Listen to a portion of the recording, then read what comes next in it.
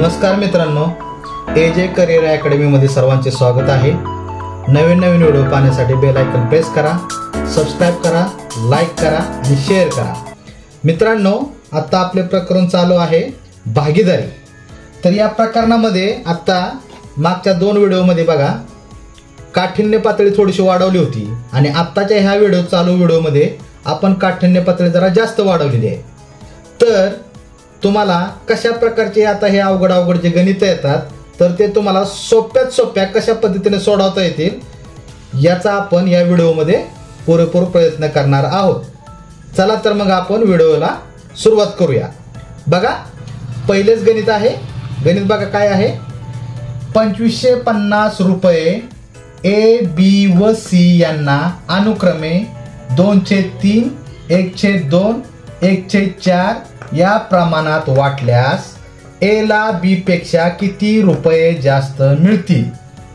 मित्रांनो, पुन्हा एकदा प्रश्न बघा, 2550 रुपये ए बी व सी यांना अनुक्रमे 2/3, 1/2, 1/4 या प्रमाणात वाटल्यास ए ला बी पेक्षा किती रुपये जास्त मिळतील।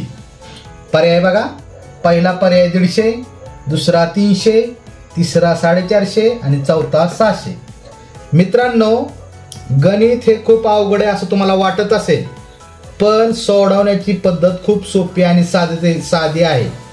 तर तुम्ही व्हिडिओ बघताना स्किप व्हिडिओ करू नका।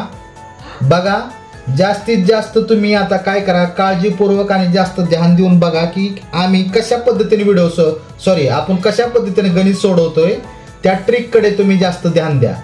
चला तर उत्तराला सुरुवात करूया आपण। बघा, अगोदर शॉर्टकट पद्धतीने आपण गणित लिहून घेऊया। बघा, ह्याच्यामध्ये पार्टनर किती आहेत बघा, किती मेंबर आहेत, ए बी सी म्हणजे 3 आहेत म्हणून लिहून घ्या। बघा, इथे मी शॉर्टकट पद्धतीने ए बी सी यांचं अनुक्रमे प्रमाण बघा किती दिलंय, 2/3, 1/2, 1/4 प्रत्येकाचा एकाखाली एक मांडून घ्या। बघा, 2/3, 1/2 आणि सी चं किती आहे, 1/4। बघा, टोटल एकूण रक्कम बघा किती आहे, 2550 म्हणून मी इथून बघा एकूण रक्कम लिहून घेतो। बघा, एकूण रक्कम किती आहे, 2550 बरोबर। इथवर तर तुम्हाला कळलं। आता बघा गणित काय सांगितलं त्यांनी, बघा ए ला बी पेक्षा किती रुपये जास्त मिळतील। आता बघा आपण उत्तराला आता आपण सुरुवात करूया गणिताच्या।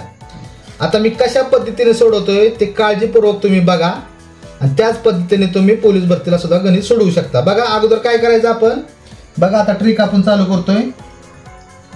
ट्रिक ध्यानात ठेवा मित्रांनो। बघा काय करणार, अगोदर इथे दिसतात ना 2/3, तर हे 3 ह्याच्यातले 2 आणि ह्याच्यातले 4 म्हणजे बघा छेदातले जे अंक आहेत 3, 2, 4 यांचा काय काढायचा आहे, लसावी।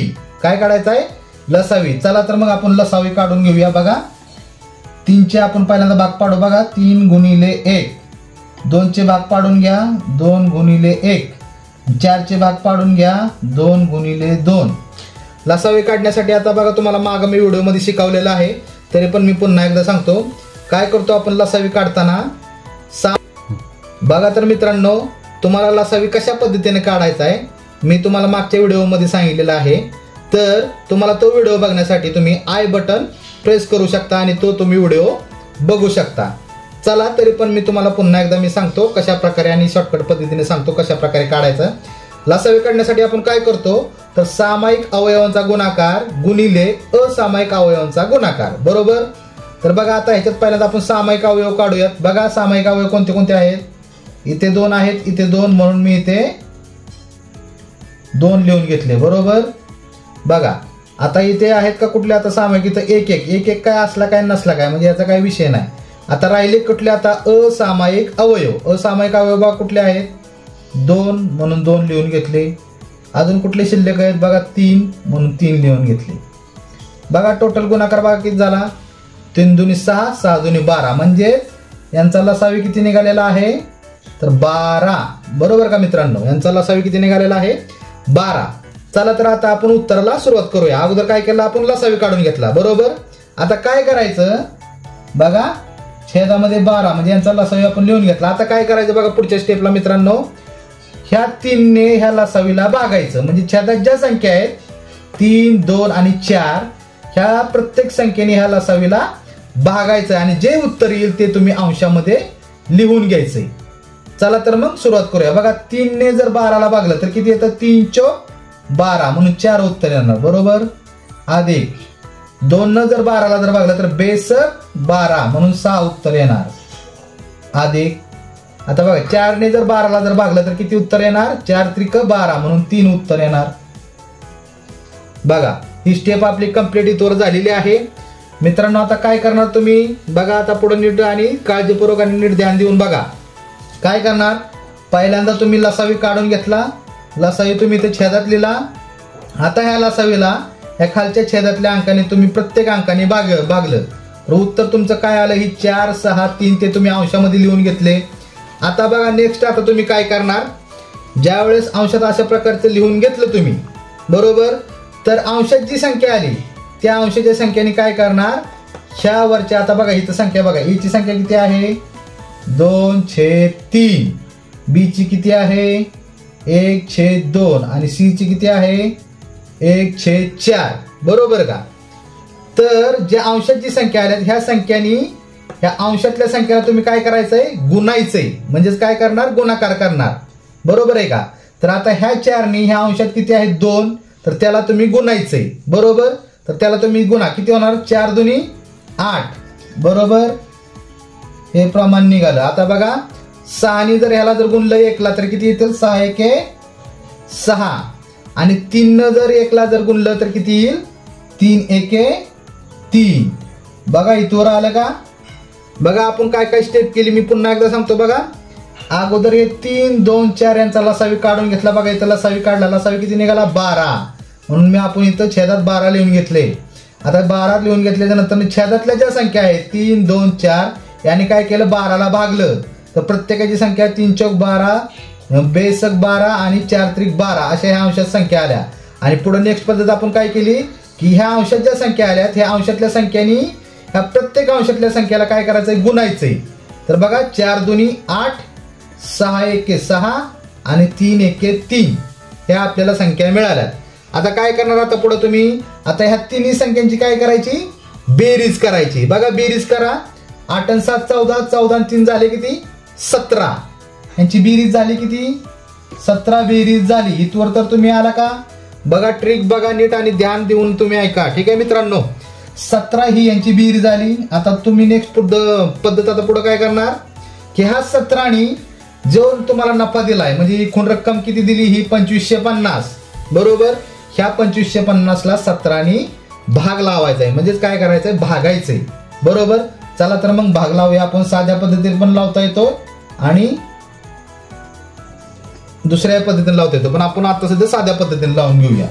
बघा 17 लावला. 17 एके 17, 17 2 34, 34 मोठी होती म्हणून 17 एके 17 वजा बाकी बघा 15 जर 7 गेले उरले 8, ह्याच्याला हातच्या दिला म्हणजे 0 आले. उतरून घेतले 5, 17 5 85 बरोबर. बघा 0 उरले, उतरून घेतला 0 म्हणून भाग लागला 0चा. म्हणजे उत्तर किती आलं? 150 उत्तर आलं बरोबर. इथवर ह्या स्टेप पर्यंत तुम्ही आता पोहोचलेला आहात. बघा उत्तराच्या जवळजवळ तुम्ही आलेला आहात. 150 उत्तर निघाले. आता बघा पुढं नेक्स्ट पद्धत काय करायची आपल्याला, नेक्स्ट स्टेप तुम्हाला काय करायची बघा. आता हे 150 उत्तर आलं. आता हे 150 उत्तराने प्रत्येकाच्या प्रमाणाला काय करायचंय? गुणायचंय बरोबर. म्हणजे बघा इथे हे ए आहे, इथे बी आहे आणि इथे सी आहे बरोबर. तर चला मी इथं तुम्हाला लिहून घेतो बघा ए बी आणि सी. तर गुणायचं म्हणल्यावर काय करणार? 150 गुणिले 8, 150 गुणिले 8. बघा मी स्टेप बाय स्टेप मी कसं करत गेलो तसं तुम्ही ध्यानात ठेवा मित्रांनो. ठीक आहे. बघा 150 गुणिले 6 आणि सी चं किती आहे? 150 गुणिले 3. ठीक आहे. तर आता उत्तर काढायचं. 15 2800 उतरून घेतला 0 म्हणून 1200 उत्तर आलं. 15 सक 90 आणि वरचा 0, 15 त्रिक 45 आणि वरचा 0. बघा ए ची अमाऊंट 1200 निघाली, बी ची अमाऊंट 900 निघाली, आणि सी ची अमाऊंट 450 निघाली. ठीक आहे, ह्या तिघा जणांची बेरीज जर 2550 आली म्हणजे आपला ताळा कन्फर्म झालेला आहे.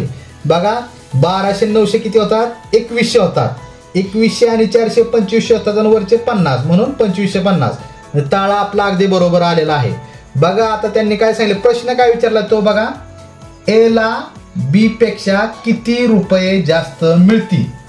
प्रश्न बघा पुन्हा एकदा बघा काय आहे, ए ला बी पेक्षा किती रुपये जास्त मिळतील. बघा ए ची रक्कम किती आहे 1200 आणि बी ची रक्कम किती आहे 900. म्हणजे दोघांमध्ये फरक किती रुपयाचा आहे हो, तर 300 रुपयाचा. बरोबर का, 1200 मधून 900 गेले म्हणजे 300 रुपये राहतील. म्हणजेच ए ला बी पेक्षा 300 रुपये जास्त मिळाले. बरोबर आहे का. तर आता याचं उत्तर किती निघालं बघा, ए ला बी पेक्षा किती रुपये जास्त मिळतील, तर ए ला बी पेक्षा 300 रुपये जास्त मिळतील. का तर 1200 900चा फरक किती येणार 300 रुपये. म्हणून पर्याय बघा 300 कुठे आहे का, बघा 2 नंबरचा पर्याय हा 300 रुपये अगदी बरोबर आहे. मित्रांनो गणित दिसायला खूप अवघड आहे, अपूर्णांकामध्ये सगळं काय दिलेलं आहे प्रमाण, पण तुम्ही अशा पद्धतीने लसावी काढून लवकरात लवकर तुम्ही गणित सोडवू शकता. अशा प्रकारे तुम्ही उत्तर काढा. बघा मित्रांनो दुसऱ्या नंबरचे गणित बघा. चला तर गणिताला सुरुवात करूया. बघा ए ने 16,000 रुपये गुंतवून एक धंदा सुरू केला. त्यानंतर काही महिन्यांनी बी ने 12,000 रुपये गुंतवून त्या धंद्यात भागीदारी स्वीकारली. वर्षाअखेर झालेल्या 4,700 रुपये नफ्यापैकी 1,400 रुपये बी ला मिळाले. तर बी ने किती महिन्यांसाठी भांडवल गुंतवले. बघा गणित पुन्हा एकदा बघा, ए ने 16,000 रुपये गुंतवून एक धंदा सुरू केला. त्यानंतर काही महिन्यांनी बी ने 12,000 रुपये गुंतवून त्या धंद्यात भागीदारी स्वीकारली. वर्षाअखेर झालेल्या 4,700 रुपये नफ्यांपैकी 1,400 रुपये बी ला मिळाले. तर बी ने किती महिन्यांसाठी भांडवल गुंतवले. पर्याय बघा 8 7 4 आणि 5. मित्रांनो ज्यावेळेस अशा प्रकारचे गणित येईल त्यावेळेस कसं सोडवायचं ते आता बघा. तुम्हाला बघा मी मागच एकदा मी सांगितलं होतं मागच्या व्हिडिओमध्ये, तर काय सांगितले होते की आपल्याला एक सूत्र ध्यानात ठेवायचं, भागीदारी हे प्रकरण जर आलं तर एक सूत्र ध्यानात ठेवायचं काय की नफा चे गुणोत्तर बरोबर भांडवलाचे गुणोत्तर गुणिले मुदतीचे गुणोत्तर. हे तुम्हाला सूत्र मी पाठ करायला सांगितले होते. आता ह्याच सूत्राचा उपयोग करून आपण हे गणित सोडवणार आहोत. चला तर मग आता उत्तराला सुरुवात करूया. ठीक आहे, बघा आता इथे ए आहे आणि इथे बी आहे. प्रत्येकाचा आता सेपरेट सेपरेट लिहून घ्या. बघा ए ने किती भांडवल गुंतवले, बघा भांडवल किती आहे 16,000 बरोबर. बी चे भांडवल किती आहे 12,000. दोघांचं भांडवल आपल्याला मिळालेलं आहे. ठीक आहे, आता बघा दुसरं काय आहे, आता आपल्याला याच्यात गुंतवणूक किती म्हणजे मुदत किती म्हणजे किती महिन्यांसाठी बरोबर. आपण वर्षाअखेर म्हणजे 12 महिने धरतो. तुम्हाला सांगितले मी मागच्याच प्रकरणामध्ये काय की भागीदारीमध्ये महिन्यामध्ये रूपांतर करायचं म्हणजे वर्षाअखेरस म्हणजे किती 12 महिने बरोबर. म्हणून ए ला वर्षाअखेरस पूर्ण वापरलेला आहे म्हणून 12 महिने, म्हणून इथं 12 महिने मी लिहून घेतले बरोबर. आणि ह्याचे किती महिने आहेत आपल्याला महिने माहित नाहीत म्हणून एक्स महिने आपण लिहून घेतले बरोबर आहे का. एक्स महिने लिहून घेतले. बघा इथं भांडवल आले, इथं मुदत आली बरोबर का. आता तिसरं काय भेटलाय आता आपल्याला नफा भेटलाय बरोबर. इथं मी नफा लिहून घेतो. किती नफा आहे टोटल 4,600 बरोबर. 4,600 पैकी बी ला किती सांगितले 1,400 रुपये, म्हणून बी ला नफा आपण किती देणार 1,400 रुपये नफा बरोबर. आता 4,600 मधून 1,400 गेले म्हणजे शिल्लक किती राहिले बघा हो खाली 0 0 0 0 7 4 गेले उरले 2 आणि 4 जर 1 गेला उरले 3 म्हणजे 3,200 रुपये नफा हा कोणाला आला ए ला आला. बघा गणितच इथं संपलंय पूर्ण बघा बरोबर. बघा कसा प्रश्न आहे की 16,000 रुपये ए ने गुंतवल्यात, बी ने 12,000 गुंतवल्यात, पण ए ने 12 महिन्यासाठी गुंतवल्यात, बी ने किती महिन्यासाठी गुंतवले हे आपल्याला काढायचे बरोबर आहे. आणि बघा नफा टोटल झाला किती 4600 रुपये, तर त्यातला 3,200 रुपये ए ला आला आणि 1,400 रुपये बी ला आला. हे तर आपल्याला कळले. फक्त आपल्याला काय काढायचे की मुदत म्हणजे किती महिन्यासाठी गुंतवले हे काढायचे. आता बघा मित्रांनो आता काय करायचं सरळ यांचं प्रमाण तुम्ही काढून घ्यायचंय. गुणोत्तर प्रमाण ज्यावेळेस तुम्ही काढता त्यावेळेस तुम्हाला उत्तर काढण्यासाठी सोपे जाते. ठीक आहे, चला तर मग पहिल्यांदा आता यांचं गुणोत्तर प्रमाण काढून घेऊया. बघा आता ह्यांच्यातल्या आता ही जी रक्कम आहे याच्यातले 3 शून्य घालवायचे की जेणेकरून लहान संख्या आपल्याला तयार होईल, बरोबर. म्हणून ह्याचे 3 शून्य घालवले आणि ह्याचे 3 शून्य घालवले. तर यांचं गुणोत्तर प्रमाण काढा. बघा मी इकडे लिहून घेतो. बघा 16 आणि 12चं गुणोत्तर प्रमाण किती निघू शकतं. ह्याचे निम्मे केले तर 8 म्हणजे 2 भाग जर लावला आणि ह्याला 2 भाग लावला तर 6 होतात. आता बघा 2 त्रिक 6 2 चौक 8 म्हणजे किती झालं. 4/3 प्रमाण हे कशाचं निघालं तर भांडवलाचं निघालं. तर मी इथे शॉर्टकट पद्धतीने लिहून घेतो. बघा 4/3 बरोबर का. 4/3 निघालं. आता बघा 12चं आता ह्यांचं किती येणार. 12चं 12 तसेच ना तसेच आणि x आहे म्हणून तसे ना तसेच, बरोबर. त्यांचं हेच प्रमाण निघालं. आता बघा इथे किती आहे 32 आणि इथे 14 बरोबर. ह्यांचे मी 2 शून्य ह्याचेही घालवणार आणि ह्याचेही घालवणार म्हणजे किती निघाले 32 आणि 14 हे प्रमाण निघालं. आता बघा ह्यांची संख्या आता लहानात लहान संख्येपर्यंत भाग घालावा की ज्याला परत भाग जाणार नाही अशी. ह्याची निम्मे किती होतात 7 आणि ह्याचे निम्मे किती होतात 16 म्हणजे 2 ने भाग लावला, बरोबर. 7चे काय पुढे भाग पडत नाहीत म्हणून इथंच हे प्रमाण थांबलं. तर नफ्याचं प्रमाण आपलं किती निघाले बघा 16 आणि 7 बरोबर. बघा आपल्याला तिघांचं प्रमाण आता सापडलेलं आहे.